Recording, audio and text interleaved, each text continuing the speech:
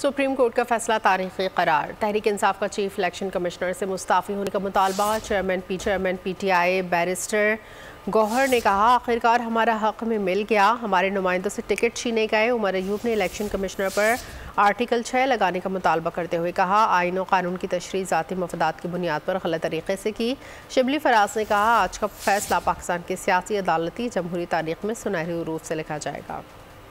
अल्हम्दुलिल्लाह आज हक की फतह हुई है। पाकिस्तान तहरीक इंसाफ ने इंट्रा पार्टीज इलेक्शन करवाए थे। इलेक्शन कमीशन के सारे इक़दामात बदनीयती पे मुनहसर थे। हमारे कैंडिडेट से उनके टिकट लिए जा रहे थे, इसलिए हमने ज्यादा टिकट इशू कर अपने जाती अना के ऊपर चीफ इलेक्शन कमिश्नर के ऊपर मेरी नजर में आर्टिकल 6 लगना चाहिए। आइन की गलत इंटरप्रिटेशन करते हैं अपने जाती मुफादात के लिए। का जो फैसला है वो पाकिस्तान की जमहूरी तारीख में, पाकिस्तान की जुडिशल तारीख में, पाकिस्तान की सियासी तारीख में ये एक सुनहरे हरूफ से लिखा जाएगा। सब्सक्राइब करें और बेल दबाएं ताकि कोई खबर रह न जाए।